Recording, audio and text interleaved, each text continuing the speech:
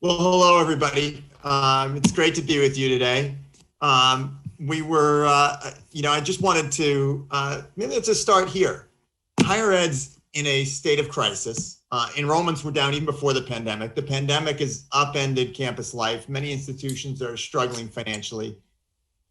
At the same time, while higher education has always struggled to make effective connections between work and careers, that's gotten exponentially harder in a world jobs are changing and changing fast. So in fact, by our analysis at Burning Glass, in some jobs, some skills have become up to 2 or 3 times more important than they were before, just over the past 6 months of the pandemic. So huge pace of change, huge struggles. And amidst all of that, it probably sounds absolutely crazy to talk right now about growing the market for higher education when for a lot of schools, just staying in place right now would be reassuring. But the opportunity is there and may even be a critical imperative today, given these changes.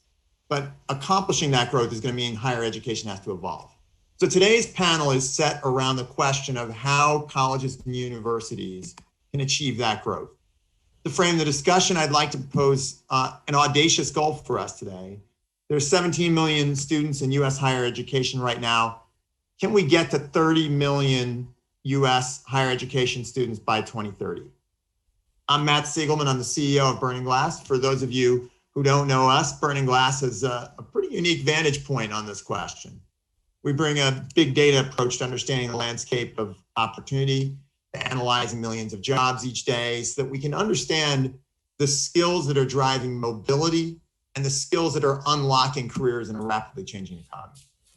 In addition to a lot of work that we do helping employers better find, better leverage talent, our work enables higher education institutions to build better programs of study, ones that are both agreed and non-agreed, that are aligned to market opportunity, and that are teaching us sets of skills that help students get jobs.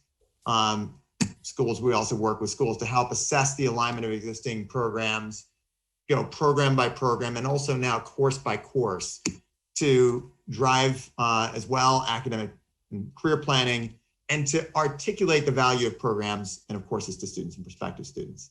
Now, today we've got leaders of, I think, 2 of the most innovative universities, institutions out there to talk about this opportunity to grow to 30 million students by 2030. Amidst all this chaos. And so I'm so pleased to be able to welcome both Dr. Chris Howard, the president of Robert Morris University, and Dr. Oscar Loynaz, vice provost of workforce programs and professional learning at MiamiDade College. Now, normally I hate being one of those kinds of panels where you spend a couple minutes up front introducing everybody, but you guys are doing such amazingly innovative work. I'm going to ask each of you just and Chris, let's start with you. Just talk for a couple minutes about how you're driving Robert Morris toward this goal of serving a much broader scope of learners over the coming decade. Yeah, I'll quote 2 people that I was in the business world years before this at Bristol Myers Squibb and GE, and came a little bit after Jack Welch at GE, and he used to always say, don't kid yourself. And one of the other things I like to quote is Alan Greenstein, when he ran the Fed, he said, everybody's entitled to their own facts, their own opinions, but not to their own facts. And, we have to, as you pointed out, Matt, understand that the current model, you mentioned it's at 17 million. You did mention that it's 2.5% smaller than it was last year. Therefore, the model that says this is a growth industry and I can use typical tactics and strategies and pathways to grow my 16, 17, 18, 19-year-old traditional learner. I run a predominantly white institution. We are not an HBCU, even though I happen to be African American. Love HBCUs. My mom and dad went there. I mention that because, it would be majority white students from a certain socioeconomic strata. So if you were to be the McKinsey consultant like you used to be and fly in and look at this, you wouldn't say, I'm going to double down on that to count on getting us to 30 million. Therefore, you need to look at other markets and other places and spaces. I'll just mention a couple and let you get to Oscar and some other things. One is in Pittsburgh, we're doing a really good job post Rust Belt on meds, tech, ed, sports, and energy. It's the idea of partnering with the corporation, with their learning departments, and having the training and education. And I'm also an old military guy. You train for what you know, you educate for what you don't know, but working very intentionally with corporations and organizations to curate kind of a bespoke pathway to get their employees from where they are now to where they want to go in terms of growing their human capital. So those corporate partnerships are very important. And that's one of the things we've done. I've taken a senior vice provost, Dr. Daria Jacobs, and made her senior vice president for corporate relations and strategic initiatives, and she's driving a great deal of that. And one day it's a 4-credit FOR, a 4-credit program we're working on with FedEx Ground, which we're having some great success with, and we're very proud to have them as this learning sort of partnership we're sort of doing together. And sometimes it's just sort of corporate training for leadership with Pitt, Ohio, a corporation, transportation corporation here. So I'll put that as one example of things we're doing. The other thing I'll mention, just to be mindful of time, is the work we're doing with community colleges, being very deliberate and intentional in how do you create 21st century pathways for students that start off in community colleges to go into the next level. So 13%, so 80% of students that start at community colleges say they want to get a 4-year degree within 6 years, but only 13% do. So I've tapped into a guy named Dr. Tim Slack, who's our Dean of Library Services, Assistant Provost, also Associate Provost, a graduate of the Arizona State Georgetown Higher Education Program with Jeffrey Salingo, which is a neat program. I spoke at it a couple of years ago, and I said, hey, Tim, 21st century models for this group, which we've always done a decent job with, but let's do an exceptional job so that, to your point, Matt, we can grow that number of people we consider as current learners. I'll stop there. Well, lots I'd love to unpack there, but first, let me go over to you, Oscar. Tell me about the work that you've been doing. You've been leading in driving workforce programs at Miami-Dade to grow the pie, to grow the number of learners who you're serving. So good afternoon, Matt, and thank you so much for the opportunity to be here and be a part of this conversation. We like to call MiamiDade College the Dream Factory because ever since we opened our doors 60 years ago, what we do is try to identify what our community needs and what we need to do to respond to that. So in over time, we've expanded our locations. We now have 8 different campuses. We have different outreach centers and just a variety of ways to make accessible the programs that we offer and the education that students can obtain here if they so choose. Right now, we have a number of centers that are specifically dedicated to put students in working in pretty much learning in a real work environment. Our medical campus now has a simulation hospital. We have what we call MAGIC, which is our Miami Animation and Gaming International Complex. So our cybersecurity center. So all of these things have opened up with the intent of getting students to see, hey, this is what you're going to be experiencing in the real world, and being able to come to us and feel more comfortable so that they can be more successful. Now, in terms of pathways, we've been creating a number of pathways throughout the last couple of years to ensure that students can come in, let's say, from the non-credit side and easily transition to the credit side, maybe get stackable credentials, get some certificates, because not everyone is ready to come in and commit. So what we're trying to do is open the gate to be able to bring individuals in, connect them to industry, connect them to real world experiences, and see what if we can help them succeed and how they hope they would. One of the things that recently we're doing as a result of COVID is a lot of upskilling, a lot of work with the non-credit side of the house, so that we can get individuals that are either unemployed or underemployed to be able to come in and take some short-term courses, 6 weeks, whatever the case may be, online, which is more convenient for them, especially during this pandemic. So, and then once they're in, maybe they can come in and look at, okay, this is a certificate that might be good for me. Maybe this is a degree that might be a good way to go. So those are just some of the ways that we're trying to tap into our community. What we find, and I don't want to get into the problem side yet, but what we find is resources, right? So we've been fortunate that in this time, we have had quite a bit of generous donors that have given us scholarship dollars, and that has allowed us to do a lot of this work. So I think as we unpack the conversation further, we might be able to talk about that some more. But I think the two key things is how do individuals see the value in what you have to offer? How can we make it work with their complicated lives? And what resources can we use to make them fund that? And Oscar, on top of all that, how do you promote it in such a way so they know about it? You know, half thing I'm thinking about is like if we launch a new program at Robert Morris, it fits into Matt's, you know, sort of rubric and what you talked about, Oscar.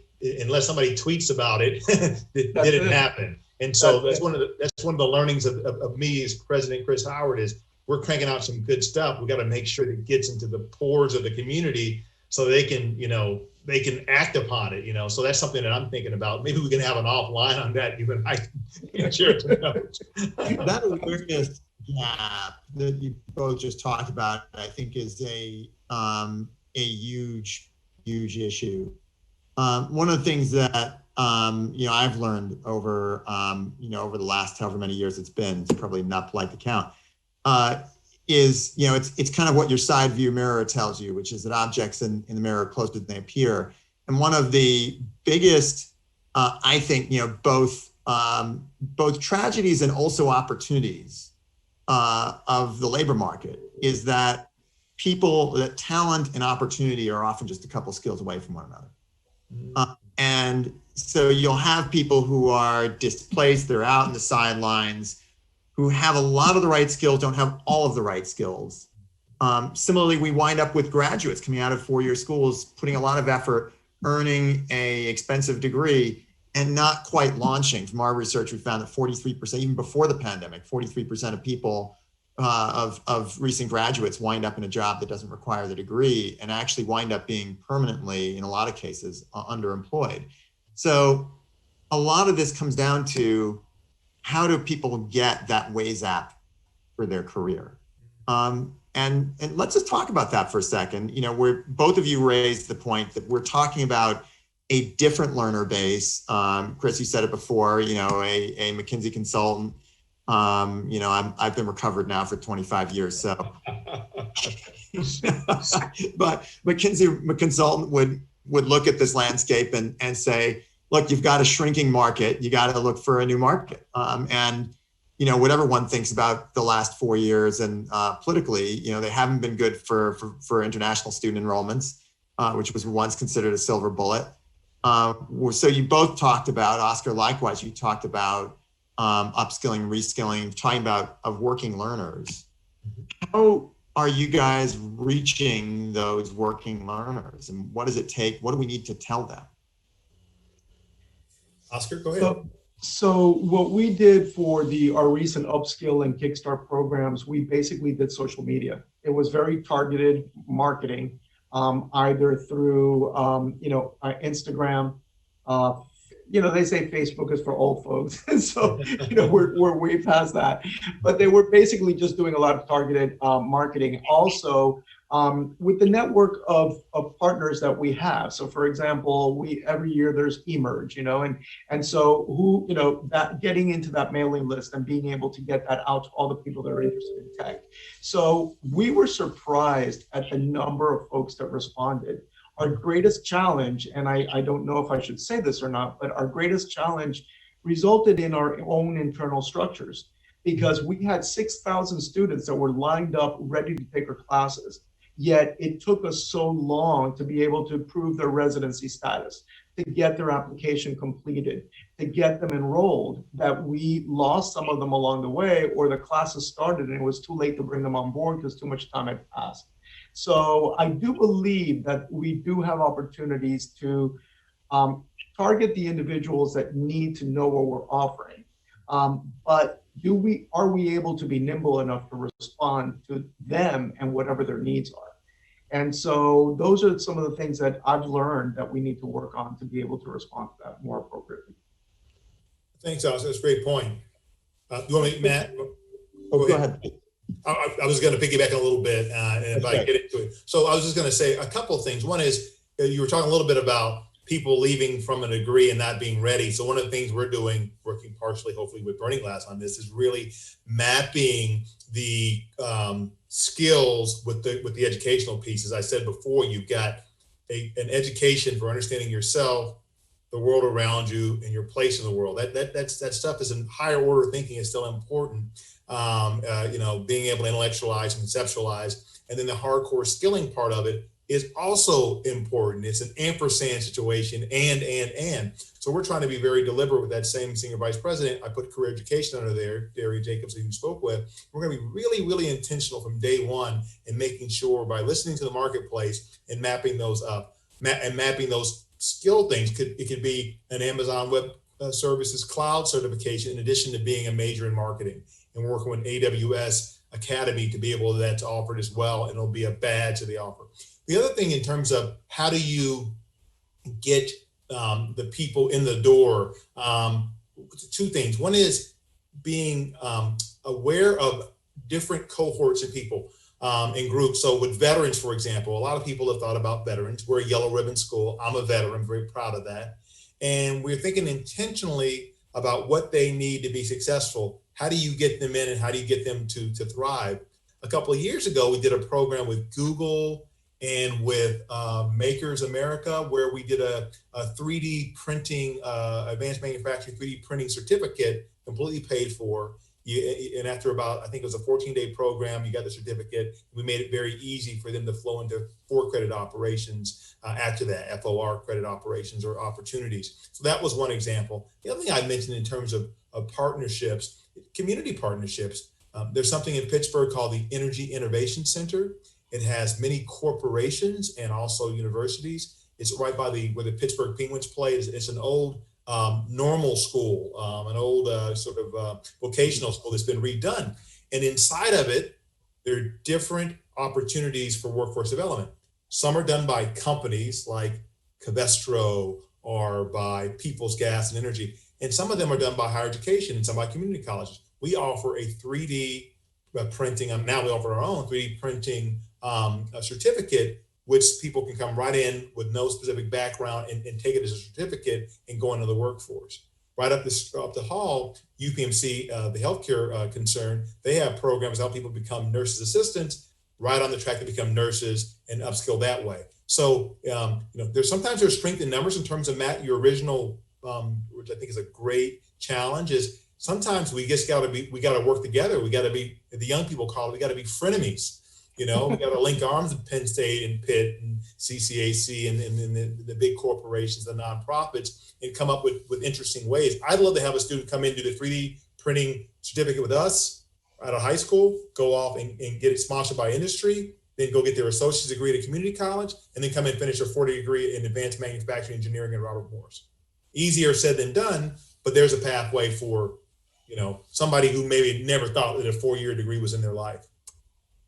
The work that you just described in terms of what you're doing to serve those who have served is very inspiring. And I think it's also illustrative of a broader mandate and a broader challenge that I think a lot of higher education institutions struggle with, and that's a language problem.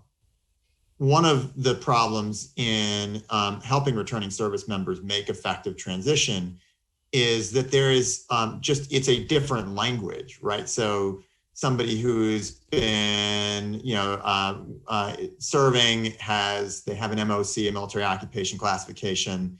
There's certain there's a different lingo in terms of the kinds of skills that they've accrued.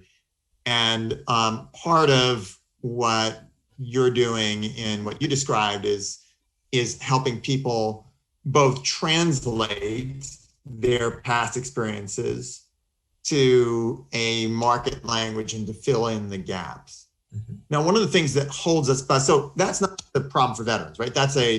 Let's be clear, that's a problem, I think, across the board.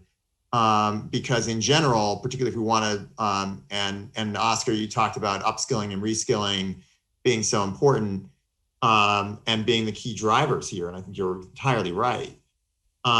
But that means there's a origin and a destination. The traditional students are kind of mostly unformed. They're tabula rasa. We can form them into, we should think more about the destination than most institutions do. But when you have somebody who's starting out, who has a set of skills and who has a destination in mind, then the key is being able to translate between them and to actually understand specifically what are the skills that we've got to fill. Now, problem is that the language of the academy is not the language of the job market. So language of the academy is about learning outcomes and learning objectives. It's a very different language, and that can impede the ability to connect more effectively between people and opportunity and to help people step up. So curious to hear from either of you kind of how you think about that problem, how you're addressing that problem and tying academic language to the language of the market. Oscar? Well, I think that part of the solution, I was going to say problem, but I think part of the solution is basically getting out of our own heads and getting out of our own space, understanding what the community needs, understanding what the individuals need, and what industry needs, and being able to connect that is the first step. I'm much more concerned about what the external world is doing than what the internal world is doing. So in my role, I kind of straddle both worlds because I oversee all of the academic schools. So, we are responsible for the learning outcomes and we're responsible for that. But then I'm over workforce, and that's really the driver. And if the workforce doesn't need it, and if the workforce isn't demanding it, the academic schools really have no purpose. So it's, how do you bring them all together? So that I don't know if I answered your question, but that's how I see it. It's getting out of our own little space and thinking about what others need. Oscar? Oh, go ahead, please. Go ahead. No. Go ahead, Matt. I'm sorry to go ahead. No, we're all too polite here. Conversations are best when it's like at dinner time, and conversations are interrupting.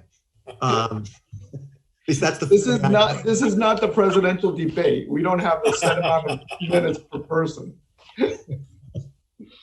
You have 2 minutes uninterrupted. Oh. Or do I? But I will go. Let me jump in there, Matt. And Oscar said some things that are very interesting. So one is one of the things we've done is and having a former faculty member lead this group I've talked about is that I've asked her, and she's become the last several years very external focused, and really, like you said, Oscar, getting out of our own heads and really taking a lot of time to go into meetings with blank sheet of papers with CEOs and heads of HR and heads of divisions and heads of law firms and heads of she actually, the nonprofit center, Center for Excellence, the Bear Center we have, also reports in. And so we do a lot of listening. What is it you really need? We think that Burning Glass might inform that in the future. The work you all did on the inflection point study with our Allegheny Conference on Community Development, Matt, which looked at the risk of being short 80,000 jobs in Pittsburgh and in Western PA in the next 10 years if we don't, get people into these jobs. And so we've been very deliberate and intentional, and we have someone with the credibility to turn to have conversation with the faculty and say, let's knock these up. Number two, with our chief academic officer, Dr. Marianne Rafith, who was the provost of the institution, I've asked her if we've sort of done our general education reboot, which is universities ought to do from time to time, is I've asked her, and she's been very open to this with our deans, and saying, just break bread with members of the business community in the outside world. Bring some faculty members, bring some deans, just be in conversation. One, it's a great branding exercise because they will go someplace and they will say, I spoke with the provost at Robert Morris University and I told her what I need in the workforce in the 21st century. That's a really good thing to have on your side.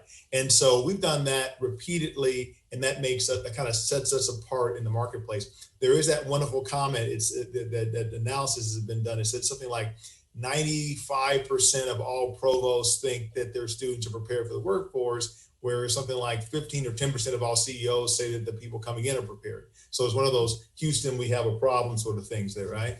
And so we've been trying to be deliberate and intentional about just the habitual dialogue, constantly talking. What do you think? What do you need? What are you doing? And then talking about what we're doing and finding those end games, and then turning around and figure out, if you like it so much, how can I help me resource it, right? And maybe come back later on. I'll talk a little bit about income share agreements, which is a way to kind of grow the pie as well. We can do that later on if you like, Matt. And if I may add, I'm sorry to interrupt, but I was going to say that when I started at Miami-Dade College, I started in the School of Health Sciences, and the medical campus is a very niche campus, and it's located in our hospital zone, if you will. And what I found interesting was that a lot of the local hospitals were coming to us and saying, we need this. Can you please create these programs? One, for example, was surgical technicians. We weren't offering it. Apparently, very few others locally were offering it. And they said, if you do it, we'll hire all of your graduates. Mm-hmm. And so we did, and now we're about to start offering the program. And so I found that to be very refreshing and very, when you're talking about how do we bring more students and how do we put more people through education, it's listening to what people need in the community. What is it that they want? Where are the jobs? And oftentimes, if we don't get out of our ivory towers, not that we have an ivory tower, but, you'll never know. So going back to your point, Dr. Howard, it's really important to go out there and figure out what people are needing and people are wanting and make that connection. Mm. I think both really great points. And one of the things that I think is so important about what both of you are saying is the idea of engaging broadly across the stakeholders inside a community. Too often, discussions of how we realign education to meet the landscape of opportunity really kind of are oriented around gingerly walking around the faculty and trying not to overturn any bees nests or beehives or wasp nests, I guess is sort of something that stings pretty badly. Anyway, and look, I'm a faculty spouse, so I hear about this every day, quite literally, and all that goes on. But actually, some of the best institutions I've seen that are doing this well, and it's exactly as you guys are both describing, are the ones who are out there upfront engaging with faculty and making them partners in these initiatives. And that takes sort of a combination of both being humble and also being head on. I know, and for example, the University of Florida has done some fabulous work expending a huge amount of metaphoric shoe leather, going around literally department by department to I think something like 65 departments, and each one saying, look, we're not going to tell you what to teach. However, we want to empower you with the information to know what your students need to know. Where are the opportunities for your students? And one of the people there described it to me, and I just, always the metaphor sticks so well with me. It was sort of like described it like being Jane Goodall, right? You put the bananas in the field and you step back and found that the faculty discussions that then ensued were really rich, because all of a sudden you'd hear faculty saying, well, we didn't know that. I could switch what skills or what technologies I'm using and the like. And so having that kind of information, having those direct contacts with the community can be really important. Hey, let me do this. I know you're going to go to questions in a second, but there's another, how the switch goes both ways. And again, let me lift up that having run a liberal arts college and run a professionally focused, R3 National Doctoral Granting University, there is some diversity in what we bring to the table and what our focus and emphasis on. I'm not going to poo-poo liberal arts colleges. I'm not going to poo-poo national R1s. I'm just saying that, there's a spectrum of what people put at the top of the ledger. One of the things that's been interesting for us, having a very robust business school and kind of grown up as a business, for-profit business university and now a nonprofit national doctoral granting university, is that, our business school is our biggest school. And we have a faculty member who, working through our corporate relations program, is doing some work with a big bank in town on Six Sigma and Greenbelt training. And it's neat because here he is helping students in a training, upskilling, already in a professional setting. Maybe those folks will see fit to come to Robert Morris to do their MBA or something like that. But in addition, this person may, with that relationship with that bank, might have his next, case study he wants to write, guest lecturer or guest speaker he wants to bring in. Maybe he's doing some research, and that research would tie into that relationship he's built. And so that creates that symbiotic relationship and that sort of virtuous cycle. Again, maybe more straightforward in business than other parts of the academy, but I think the arrow can go both ways. So let's actually pick up on that, and some questions have started to come in, and then I want to get to some of those. One of the questions that's come in is really about, in some ways, builds right on what you're describing, which is developing those closer collaborations with industry. And the question is really about how we can help industry value what's going on, what learning people have accrued inside a program, be it a degree program, be it a non-degree program. To an employer, it sometimes looks like it's just a degree or it's a transcript. Okay, you took sociology 286, you got an A, that's great, but I have no idea what that is, why it's relevant. And so it's hard for industry to evaluate what students are coming out with. What have been best practices in helping industry overcome the resistance to evaluating what students know and to helping them get a better signal?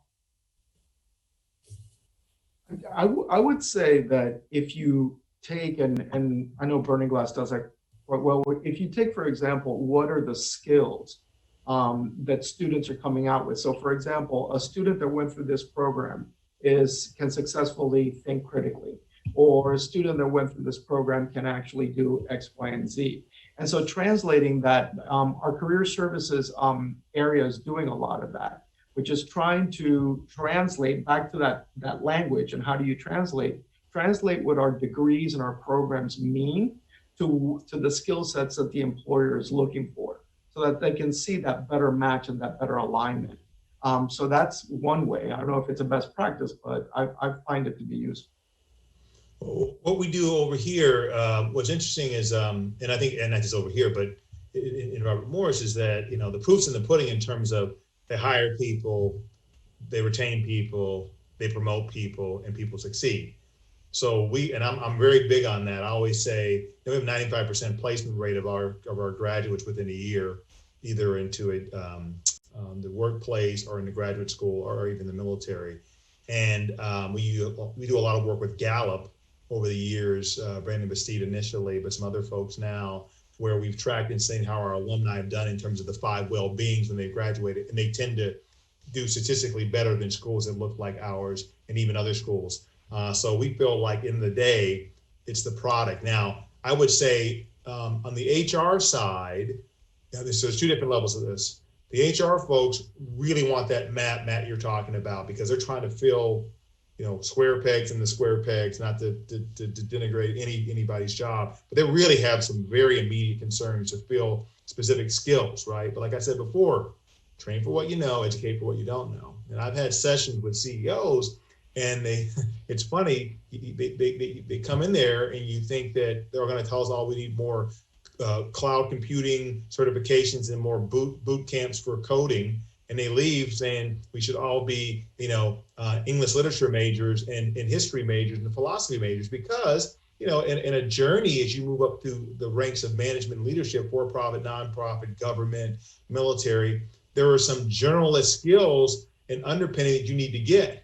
And so, we try to be open about that dialogue, because I had a great meeting with members of my board, and I've got some really amazing corporate leaders. And by the end, I thought we were going to have to change Robert Morris University back to Robert Morris Liberal Arts College, because there's part of that that's part of it. And I say this tongue in cheek with all due respect, but it's not just one. It actually is the ampersand. It really is both. And more importantly, as you said, we're talking about talent and opportunity, it's giving people, especially people that have been less given fewer opportunities, Black, brown, underrepresented minorities, the chance to sort of see this journey, to get in these pathways, enter them through the workforce, or right through university, or through community college, or through a workforce program, to be able to have a path all the way up to being the CEO, which would require training, education, upskilling, reskilling, lifelong learning, mentorship, sponsorship, all sorts of things. When you think about that kind of journey, and that's, I think, so typifies why there's a opportunity, why as much as 30 by 30 million by 2030 sounds audacious. I think it's why it's actually so achievable. Because when you start to think about all of the places along a market that's moving at the pace of talk before about the dynamism of the market, and all of the places where people need to be able to fill in the blanks and acquire skills and continue moving, mobility is an irrepressible human desire. And people move up, and it's really encouraging to see. We've been doing some research recently on opportunity talent and finding that even people were starting and sort of trapped in those low wage, treadmill of retail and food service worker jobs. Actually, 50% of them make it up to jobs that are 200% above the poverty line. Very encouraging.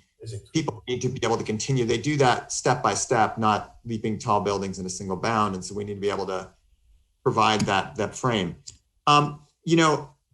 Chris, earlier on and toward that point, so if that's kind of the model, you've a couple of times said for credit and FOR, but I actually want to challenge you and ask you, why not FOUR? What are those for credit programs that allow people to move step by step? What does that look like? And then there's a question about that unbundling, and there's also a question about going back to income share agreements, which you mentioned before. How do we think about a landscape of for credit courses and how people pay for them? Yeah, it's a great question, and I love the use of your Emoji Landscape. I'm an old military officer. You sort of, when I was in Afghanistan, you do intelligence preparation of the battlefield. You look at all these different things and factors and ways to get to the bad people, and there is a more traditional sort of potpourri out there that we got to go to and use. But we have to be, as we said before in our conversation with Oscar and both of us, is that, how can you reboot that and make it fresh and vibrant and make sure it's relevant? Again, some of these areas are a little bit more straightforward than others. So with us, when I came here, we had something called information assurance. And then we have cybersecurity. Now we have like cyber forensics. I mean, it changes so quickly that I can't remember what it is. And then we combine that with criminal justice. And this is a dynamic faculty and department heads and deans that are doing things that are a heck of a lot smarter than I am. So I think it's just like the old free safety on a Sunday afternoon, keeping your head on a swivel, being willing to, having I think Oscar talked about nimbleness or agility for the institution to think, we got to move these things around to be relevant. Otherwise, we're going to become dinosaurs and people are not going to look at us as a pathway to mobility. The other thing I was going to mention is, we talked about this before. We talked about so competency-based education, seat time, competencies versus seat time. We have something called credit for life. And one of the things, we do it with the military, we'll do it with other people. We'll validate your life experience, your training you've gone through, so you can get credit for that going forward, which brings down your cost. The other thing we've done is, we're going with corporations now. This is really exciting. And we're looking at their training programs and pre-validating them. And so that when somebody's looking at upskilling or going back to school, they can say, I know that these 3 programs I did at this company will translate. And so then it's competency based, it's for profit, it's for credit, it's It's not for credit, and what have you, but it's all the kind of landscape we need to get people moving toward that mobility end game.